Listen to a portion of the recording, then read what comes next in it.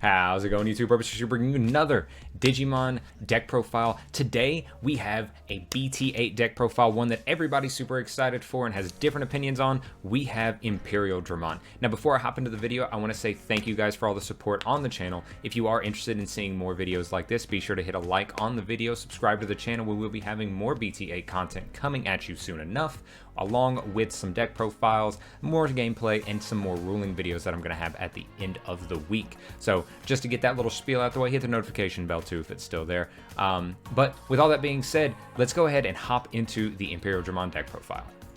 All right, everyone, so right into the deck profile. Before I go over the card by card, I do want to go ahead and say that this is kind of an early build. This isn't set in stone. There are changes that you can do. There are actually changes that I have done between recording and testing with this. I do have a proxy deck right here that is not quite set up like I have it right here because I did some testing and I feel like some of the changes I've made in this list will be a little bit better than the list that I have been practicing with, although it still really does pop off just like Imperialdramon would. There's really like a set about 35 or 40 cards that you're going to stick with, and then the variants can go from there. Actually, it might be closer to like 45 cards instead of 35 cards. So just with all that being said, let's go ahead and hop into the card by card, and I'll go over some of the differences that I had and some other things that you can maybe play in the deck over some of the choices that I've made if you want to and as the format evolves.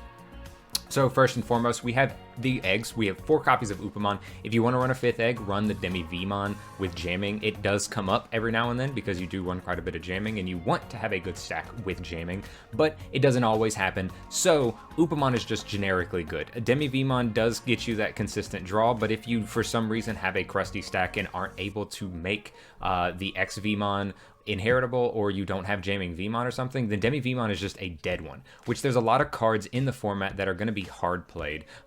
Say the Gatomon from the Mastermon structure deck. That is always going to be one of the first turn 1 plays, and while it's not the greatest turn 1 play, if they play it turn 2, then you have a good target to just swing and then be able to get the draw off of Upamon. Black War Greymon's going to have the Searcher Agumons that they're going to play. This deck, even in the Mirror and Armor Rush, you're going to have the Searcher Vmons that you're going to play. So Upamon, in my opinion, just gets the most mileage. It's generic. It's great. I know it is a little bit expensive right now. This price isn't exactly right, this $30, but they're not all that expensive. But if you do end up running the Upamon, or you don't have the Upamon, the Vmon is a good backup, and you can run another Vmon if you, again, don't want to, can't afford the Upamon or don't want to. You have things like BT2 Vmon, which gives you a little extra DP, but like I said, priority, main, Upamon is the best one in my opinion. Next up, we have 3 copies of Jamming Vmon. This card is something I have, this is one of the things I haven't necessarily changed from my testing. I don't always want to have Jamming Vmon. While you think, yeah, but it's Jamming Vmon, it's great, it's a rookie that swings in and has jamming and it nets you a draw. That's true and all, but at the same time, you don't really want to raise up a rookie by itself all the time.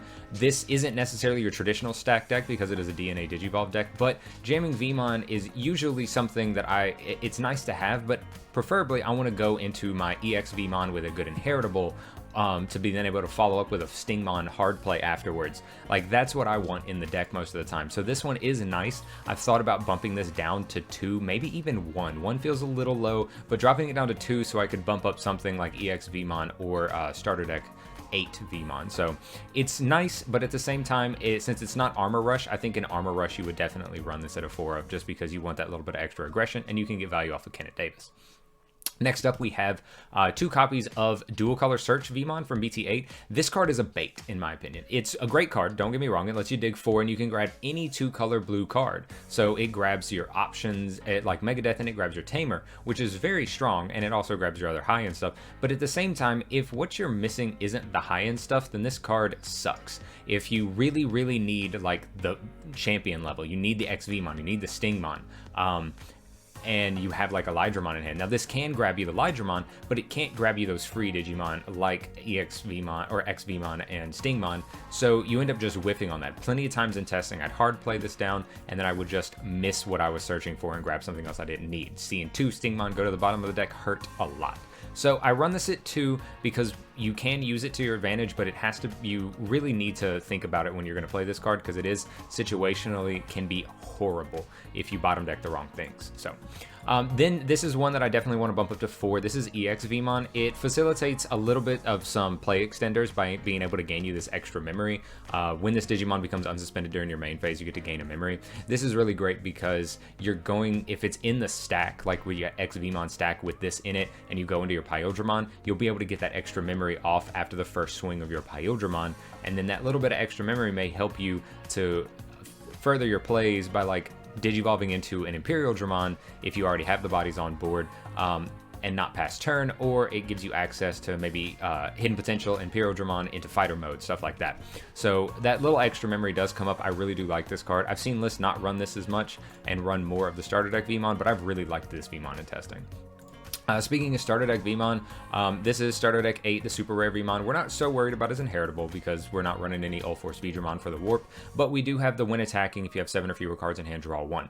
Now the nice thing about this deck is it has a ton of draw power. So this really is good at the start. Like if you don't have all your pieces and you're really trying to get the search off, this really helps you filter through and find your pieces to get that draw power off. But if you see this card later on in the game, it's not as good like after you've already made have a decent hand built up. It's not as good because then you don't get that advantage of that draw power. Even though it isn't once per turn, which is nice, the fact that you can get it multiple times, but you kind of have to be in a rough spot sometimes if you are lower on card advantage. Now if you can get like a super early Imperialdramon and you're at like 5 cards in hand because you've committed a Stingmon to the board or another Searcher Digimon to the board and weren't able to get anything, then this card being able to draw you 2 cards is really pretty nice, but it doesn't always come up. So I only put it at 2 just because it's nice for the early game, but if you see it later on, it's not as impactful. Next up is your Searcher Vmon. This is one of the cards that you would love to start with, especially if you're missing pieces. On play, reveal 3, add a free card among them. So this is only going to net you a Digimon. There isn't any option cards yet, I don't believe, that have free in their traits or tamers, which makes sense. But at the same time, this helps you find all of your pieces. Everything in this list, aside from the Paladin Mode and the Chimeramon and your one hybrid that I'm running, I'll get to that in a second, none of those aren't free, but everything else is a free in attribute. So you can really grab all your pieces off of this. So I really do like this. It's unfortunately you only get to grab 1, but it'd be really busted if you could grab 2. So we definitely cap out on this so we can make use of that. Next up, we have 1 copy of Kumamon. This could be any hybrid, pick your fancy. If you have fancy full art Lobomons like I do, you run Lobomon. If you don't care about that and you want a little bit more utility, and you're not worried about the lower DP, then run Kumamon, because he's really just there for like the game ender, the Lobomon for game, basically, back from BT4 where that started, and just kept on going on and on. But he has the inheritable or the effect to trash a source, so it can kind of come up. So he's arguably the best one to use, and he's a 2 cost. But this is really good to just end game. We run quite a few tamers in this version of the list that I made, so being able to grab your hybrid is very strong, and then just finish it up. I would run 2. I'm still messing with the numbers, but 1 has come up pretty consistently, surprisingly, because of the amount of draw power that the deck has. So if you want to run multiple of these, I 100% understand. I think I haven't fully watched it, but I think in Huang's video he ends up running like a heavy amount of level 4s, you know, like Exvmon, Stingmon, Ryderman, and 2 copies of Kumamon. That seems like a lot, but you're gonna be able to filter that. Seeing that many level 4s isn't too bad, especially when you can make use of it with your Ryderman on top of anything and everything like that, and hard playing the Stingmon. So it works out pretty well. Next, we run 4 copies of Exvmon, sorry. Just basic jamming as a main effect, and then inheritable, he gives all your free and Imperialdramon Digimon jamming. So this is really what you want to go into, because Imperialdramon is a free type Digimon, and you do want that jamming. One of the things that hurts this deck, since you are being hyper aggressive, is big security can kill you if you don't have jamming. Also option cards. Option cards are just going to be an issue in general. You kind of have to hope that you're not going to have too many option cards that are going to kill you when you swing in, but jamming helps alleviate the other half of having a big security. So we run 4 copies of this just to max it out so we can definitely see it as much as possible. Speaking of wanting to see as much as possible, and I mentioned it before, you have your EX or your starter deck Stingmon. This is one that reduces its play cost by 1 if you have another blue Digimon in play.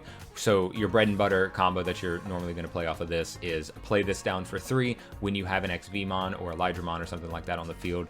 DNA Digivolve into one of your bodies, and then go from there.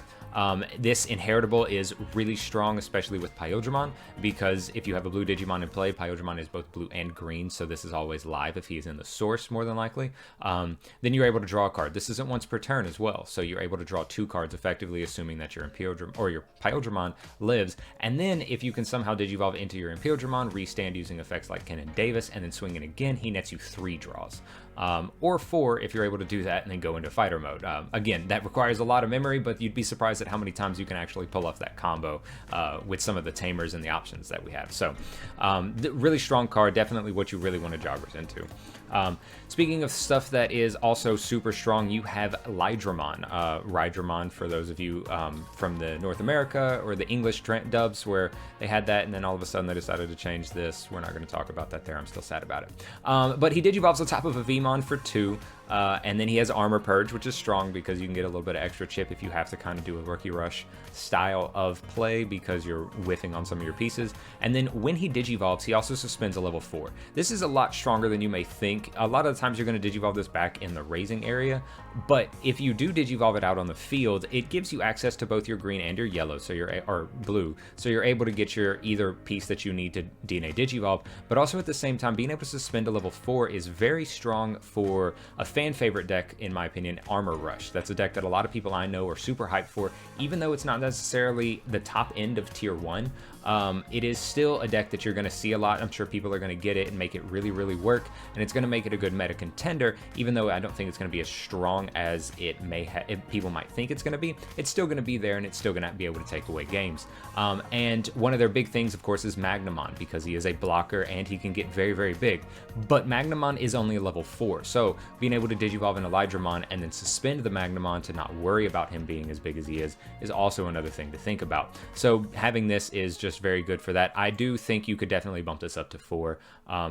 That was one thing I really didn't like about Huang's list. I'm still working on my numbers, but he had 2 of this and I think 4 of all these, and that is very strong because you do these are the crutch pieces. These are the pieces you need. I'm only running 12. 12 feels like a lot, but when you're the clutch piece of the combo, it's very much something you need to run. So, but all of the level 4 is over. We have the big boss monster. This is the biggest card that you want to look for most of the time. This is Imperialdramon, however you want to say it. DNA Digivolve blue-green, so you have to stack them in that order, which actually comes up a few times.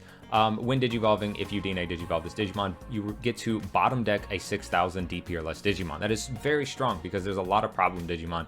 A lot of level 4s that you're going to see in the format are 6,000. It's hard to stop some of the level 5s that you're going to see, but unless you're playing against Mastimon, because Mastimon, a whole lot of their level 5s are 6k because they facilitate good plays with stuff like Flame Hell Scythe. So this is able to get rid of a very problematic board if they're not able to DNA Digivolve at the end of turn, because then you just punish them by going into your Imperialdramon and bottom decking their Magna Angemon or their Angewomon or Lady Devimon. So this is a very, very strong card for that. That's only when DNA Digivolving though, so remember that. And then when attacking once per turn, you can unsuspend this Digimon. So he gets 2 swings in. So if you have your Stingmon, you get 2 draws. If you have your Exvmon, you have jamming on both of those. If you're low on hand size and you have this Vmon, you get 2 draws off of that as well. So just very strong. I also, like I said before here, since you are going to be able to restand, the Vmon will get you an extra memory, which helps you facilitate more plays going forward. So we max out on this, of course. Next, we have 2 copies of Chimeramon. I was running 2 copies of Dino Vmon, but Dino Vmon was very underwhelming. Dino Vmon, if you don't remember, I'm trying to find the card here in my proxy list, is going to be a Digimon that basically says whenever you DNA Digivolve, I think you suspend and keep them from unsuspending. Kind of like a Mega Gargomon effect. Yeah, that is exactly what it is.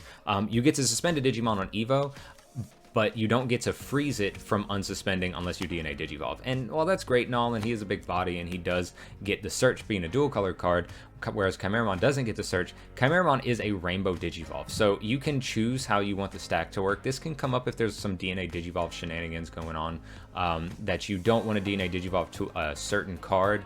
In particular, you want to stack them in a certain order, you can do that. And then also, if you have like a crusty stack with 2 Stingmon and you can't get into your Imperialdramon, but you have something like an Imperialdramon in hand that you can then Digivolve on top of a green Digimon, being able to go into Chimeramon and maybe add back the blue into the source also works, because his when Digivolving effects lets you place a level 5 or lower from the trash underneath his sources, and then for every color he is, you get to give -1 up to 4 of your opponent's Digimon. So usually he's going to be 3 colors, blue, green, and white. So you'll be able to give -3 to 4, most of the time a whole board, but 4 Digimon. This can help clear a rookie board. It's also very good for stuff like Armor Rush, because Armor Rush has a lot of 5Ks, aside from the Magnamon that I mentioned previously, and being able to drop their DP a little bit so you can maybe swing over them and delete them, and then they'll Armor Purge, but then that neg DP persists, and then they're not able to actually successfully Armor Purge because the rookie Digimon beneath it is still going to die. It's a very good utility there, a lot better than just the you're unsuspended and you can't unsuspend, because there are ways to get around that, especially in the mirror, and especially in stuff like Armor Rush. So, and then your turn, this Digimon is also treated as having all the colors. I mentioned that before. And then if you have 4 more, you get plus 4,000 DP. We're not worried about that part. We're never going to have 4 colors, unfortunately. So he won't be huge, big bungus at 12k, but he still gets the job done, and he becomes the colors underneath, which lets us Digivolve into our level 6s. Onto our level 6s, I'm going to go ahead and mention Imperialdramon Dragon Mode first off. I only run 2 copies of this because I feel like you don't need it as much as people may think you need it. Yes, it makes a board, but unless you're able to use a pretty good, decent combo, like not passing turn or being able to use Hidden Potential Discovered, the board can really... there's good crackback on it. If in the mirror, you can get rid of this if you see something like a Paladin Mode, or if you playing something like Mastemon, which can potentially just clear a board off with a Mastemon and a Lucemon fall down mode play, or Chaos mode play, I should say. But what he does is you can play a level 4 or lower blue and a level 4 or lower green Digimon from its sources without paying their memory cost. This is, like I said, really nice for good combo plays because you're able to drop out the 2 sources underneath, such as your Exvmon and your Stingmon that you use to go into your Imperialdramon, and then you're able to DNA Digivolve them that same turn, and since that DNA Digivolve Digimon is considered as a new Digimon Digivolved, it doesn't have to worry about its not being able to attack that turn, even though both of them were freshly played, and then you're able to swing 2 times with jamming and getting more draws off that way. The nice part about him, Imperialdramon as well, is he's dual colored blue and yellow, or blue and green, dual colored in general, because then that lets you use the effect of Ken and Davis to unsuspend it. If you did swing twice with your Imperialdramon and you don't want this to get swung over by a big body the following turn, then you can use the effect of Ken and Davis to unsuspend it and keep it safe on the board. So this is really strong, but it pairs well in tandem. And if you don't see it, you also have your Fighter Mode, Imperialdramon Fighter Mode. He Digivolves on top of Dragon Mode for 2. So, like I said, there's some combos that you can pull off if you have enough memory. And then when Digivolving, you get to return one of your opponent's 10k or less Digimon to their hand. So this really does bounce another Digimon. If you're able to use Imperialdramon or Imperialdramon, bottom deck a Digimon, and then go into Imperialdramon, and they don't have anything that's below or above the threshold for either of the cards, then you clear a board off as well as getting a big body on the field. His when attacking effect is if you have a blue card and its sources, unsuspend one of your Digimon. This doesn't have to be him, but it's usually going to be. And then if you have a green card and its sources, you get to suspend one of your opponent's Digimon. So this is also nice because you can swing, suspend one of your opponent's thing, unsuspend him, and then swing over that thing that you suspended to get rid of it, especially if it's like an 11 or 12k. If it's 13k, something like Mastemon, then you will have to trade, but sometimes it's what you have to do to deal with a big board or a big presence on the board like that. So very strong card. I definitely understand why people want to main this more than Imperialdramon Dragon Mode, because while you get to do fun combos with Paladin or with Dragon Mode, Fighter Mode does give that little bit of extra aggression, especially if you have access to your HPD or you have the memory to not pass turn when you Digivolve into this. And then speaking of the last Imperialdramon, we cannot go without the one of Paladin Mode. Now, I've seen people say that why are you playing Paladin Mode? It's not that great. Paladin Mode is cracked in certain matchups and against certain board states. Like, let's say they give you a bunch of memory and they pass you over when Mastemon passes you over, and they've made a board state. Sure, they've made a Paladin or a big Mastemon stack, and they've got another body out on board, ready, ripping and roaring to go into another Jogger's the follow-up turn, or Digivolve into something else like an Ophanimon, or just have that extra bit of swing on board, or they have something like a Chaos Mode that they played out. This is very strong because you get the when Digivolving and when attacking effect. Sorry, I was out of breath. Which is, we're not worried about the first effect to reduce his play cost because this is the only white card that we have, so I'm not going to even mention that. But you get to return a 2-color card from this Digimon's Digivolution cards to the bottom of its owner's deck to trash all the Digivolution cards of one of your opponent's Digimon. So before I read the next part, there are several dual colored cards that you're going to have. You're going to have your Imperialdramon. You're going to have either of your Imperialdramons, Dragon Mode or Fighter Mode, and then you'll have your Ryderman as well. If any of those are still in source, that gives you a bunch of targets, so you can potentially recycle this several times if they can't answer it. And then once after you resolve that first part, then you'll return all of your opponent's Digimon with no Digivolution cards to the bottom of the owner's deck. So, like I said, if they give you a bunch of memory to go into a Mastimon DNA Digivolve at the end of their turn, then they'll have maybe another body or two on the field that they played out with Mastimon. Maybe that was one existing, and then they'll have this huge Mastimon stack.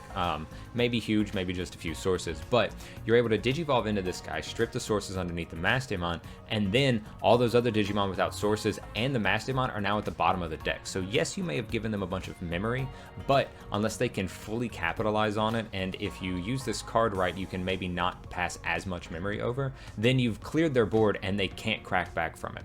Unless you're playing against something like a security control list or something that runs like Gaia Force, or some purple removal that can get rid of this, then they can't really deal with a 16k body, because if you're playing against like a typical yellow hybrid list that maybe doesn't have Chaos Degrade, or their only big removal is Wyvern's Breath, Imperialdramon Paladin Mode being 16k actually comes up. So this card is very situational. I wouldn't just say, oh, I always want to have this card in hand, but if you do find it, which with the amount of draw power, unless it ends up in the trash, you can usually find it at some point, unless it gets put on the unless it's on the bottom of your deck, and being able to see it in certain matchups is just incredible. So I definitely run it as a one of. If sideboards were legal, I'd put this in as a sideboard, another copy for the matchups where it's really necessary. Now, originally in the first list that I made and recorded of this, yes, I did record another version of this, I had 2 copies of Blue Memory Boost, but I made some adjustments that I think worked. So I wasn't running an Ice Wall, and I thought, man, that's kind of crazy, but I didn't think I needed it. But in some testing, if you do have a crazy Mastimon combo and you're not able to come back, maybe you're only at a security or 2 left, and the Mastimon will be able to deal with it. Mastimon usually doesn't have a lot of ways to burn or to gain memory unless they start taking in stuff like Blinding Ray. If that happens, then this card is still relevant, but it's not as relevant because they're able to gain a little bit of memory on that choke turn. But this card is, I mean, it's Ice Wall. It's, you know, it's a menace. It's a one-of for a reason. But I thought taking out the Blue Memory Boost was nice. Yes, I lose the 2 memory and I lose a little bit of search, but I took that out and I bumped up the number of Davis, because while Blue Memory Boost does give you a little bit of memory, people are going to start playing stuff like Madoki Betamon. You notice I didn't have Madoki Betamon up here, but I definitely think you could run it. You could drop some of these numbers, maybe drop this Vmon down or this Vmon to add the Madoki Betamon, or to increase some of your other Vmons, because memory gain is going to be a thing. This is going to be a strong deck. So is this and Armor Rush are going to be decks that you're going to see around a lot. So being able to go into something like this and stop the memory gain is going to make Madoki Betamon and stuff a lot stronger, Gazimon and Terriermon. And if that's the case, then the Blue Memory Boost isn't going to be quite as good as I originally thought. In testing, it was nice, but I didn't play against a whole lot of Gazimons in testing, or Madoki Betamons. But forethought is Madoki Betamon is going to probably be a thing that comes around. So instead of the Memory Boost, I bump up the Davis, because Davis can grab you 2 things usually, whereas the Memory Boost only grabs you 1, even though it digs deeper. And Ice Wall is just really good defense. Usually this deck is hyper aggressive, but every now and then that extra defense from Ice Wall is super strong. 3 copies of Hammer Spark. I wanted to fit in a 4th, but I figured since we're going to be able to run Hidden Potential Discovered, while it doesn't have the same effect, HPD doesn't have the same security effect as Hammer Spark is just very strong. It's that little bit of extra combo extender, and if it does come out of security, it's very strong. But sometimes you don't always need that extra memory from Hammer Spark if you're able to just HPD into a big body anyway. So that's why we dropped this down. Before I mentioned the next card, we'll just go ahead and mention HPD. What am I going to say about this card? It lets you go into your Dragon Mode or Fighter Mode for free. If you have a Paladin Mode and you have one of these other guys on field, it lets you go into that for 2. Like, this card is incredible. I wouldn't be surprised if this card gets banned eventually, but for now, it's at 1. We're playing it for sure. And then we have 2 copies of Megadeth. Like I said, this deck normally isn't super defensive, but you need defensive options. I played against a list that didn't have any removal, and Megadeth would have just saved them multiple games. It has saved me multiple games. In testing against the mirror, my opponent just went into a fighter mode, basically cleared my board. The only thing I had on board was a rookie. They didn't have anything other than a fighter mode on field, and I had my dual tamer. So since I have my dual tamer, I have both my blue and my green. You just clear the fighter mode and you give them like 1 memory. And what are they going to do? Now you have the dual colored tamer, you have your rookie that you digivolved, and you can effectively start with more memory, but they have to commit a little bit more memory to the board and they have to rebuild from the get-go. This also, out of security, activates its main effect, so it is super strong. Suspend one of your opponent's Digimon, then return one of your opponent's suspended Digimon to the hand. Effectively, in this deck, it is just a cheaper Kakaitis Breath, so really do like this. That doesn't have to suspend the same Digimon or return the same Digimon you suspend, so just know that if you want to suspend something else for some reason, maybe to keep it from attacking, and then get rid of the thing that's doing a bunch of security checks, that is also a thing that you can do. So this is just super good in this deck, and I definitely think you should run 2. I wish I could run 3, but the list is a little tight right now. So next up, we have Tamers. Again, we're running 6 Tamers. Originally, I thought that was too many, but the fact that Davis also doubles as a search and a target for an Evo into a hybrid is just super strong to go into. So we run 3 copies of Davis. Best tamer in the deck. Unfortunately, if you don't have this tamer, there is no great substitute. Sure, there's a memory setter tamer in Matt, but Davis has too much value in this deck. And then you have dual tamer Ken and Davis at the start of your main, so this is after you raise. Then you get to gain a memory for a blue Digimon and gain a memory for a green Digimon. So if you have like a Ryderman that you raise up out of raising, or you have a Paladin mode, or I mean a Dragon mode or a Fighter mode, then you get to gain 2 memory off of this. So in tandem with Davis, you gain 5 memory. If you have multiples of this, it's just crazy. And then when you digivolve one of your Digimon into a dual colored card or dual colored Digimon, you can unsuspend, or you can spend this tamer to unsuspend that Digimon. So it facilitates a lot of plays, lets you really combo off. This card's, you definitely max this card out if you're playing something like Armor Rush. I'd run like 2 Davis and 4, but that's for a different deck list. But 3 copies, 3 and 3 has felt really good. You always want to see it, but you don't want to see one necessarily 100% more than another. If you did, I could maybe see dropping Davis down to 2 and running 4 of this, like you kind of would in Armor Rush, but 3 Davis is very good for the search, especially since I removed the blue memory boost. So, but otherwise, guys, that's going to be the list. It's a super strong deck, has a bunch of combos.